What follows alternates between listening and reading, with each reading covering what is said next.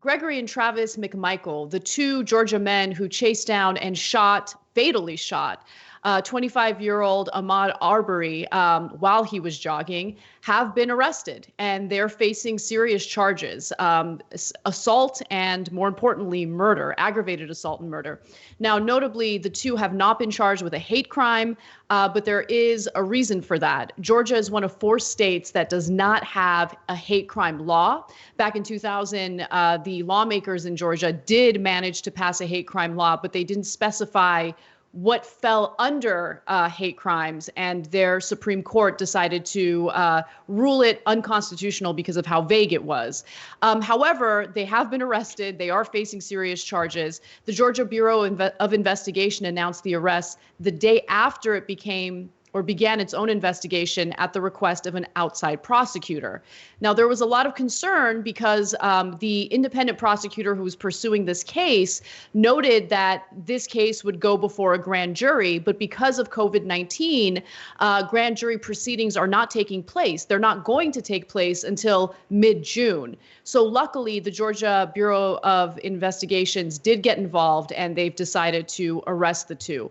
Now, the shooting death of Arbery, 25, has been passed through 3 district attorneys in the 2.5 months since the man had been shot and killed while jogging through a Glynn County neighborhood the afternoon of February 23rd. So it took a long time to get any justice at all, and luckily it appears that there is going to be some justice in this case. Now, the Georgia Attorney General's office says, "We're grateful the Georgia Bureau of Investigations has taken quick and decisive action. This tragedy cannot be undone, but this is the first step in what I am confident will be a swift road to justice." So there's actually a little bit more good news about how the cops handled it, which is also a little surprising given what we originally heard.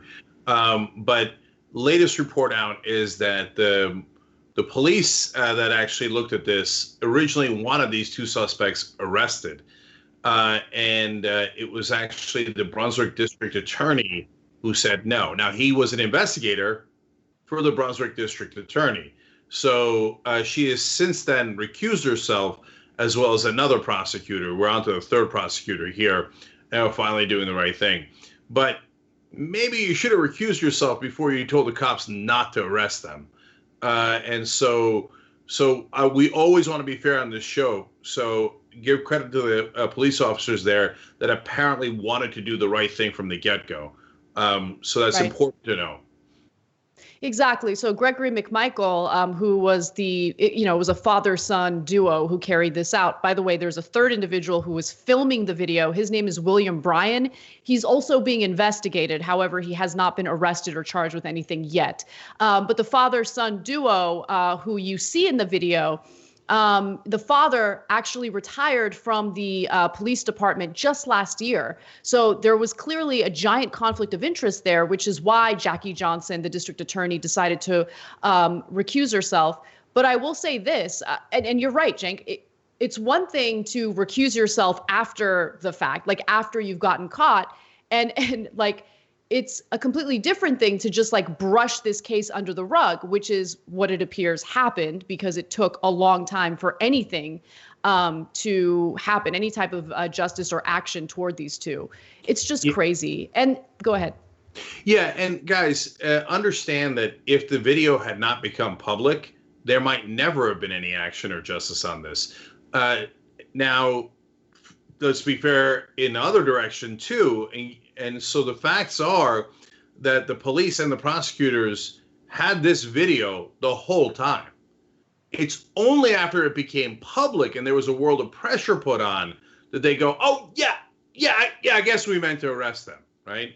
Like I said earlier, apparently the cops wanted to arrest them from the get-go. It was the prosecutors that had resisted.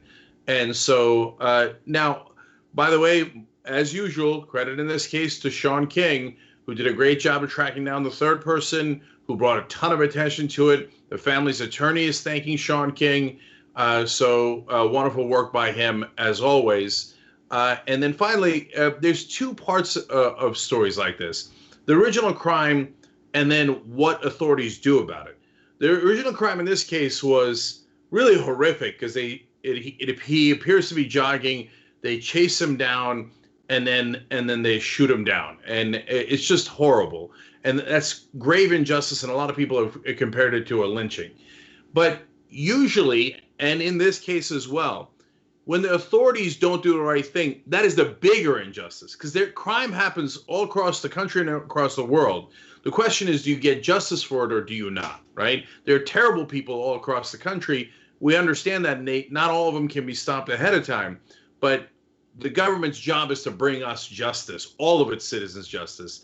And that is what we did not have in this case. But the good news today is at least that process of justice has now finally begun. And yes, because of public pressure. See, the media and other folks that put on public pressure can and oftentimes do make a gigantic difference. Thanks for watching The Young Turks. Really appreciate it. Another way to show support is through YouTube memberships. You'll get to interact with us more. There's live chat emojis, badges. You've got emojis of me, Anna, John, JR. So those are super fun. But you also get playback of our exclusive member-only shows and specials right after they air. So all of that, all you gotta do is click that join button right underneath the video. Thank you.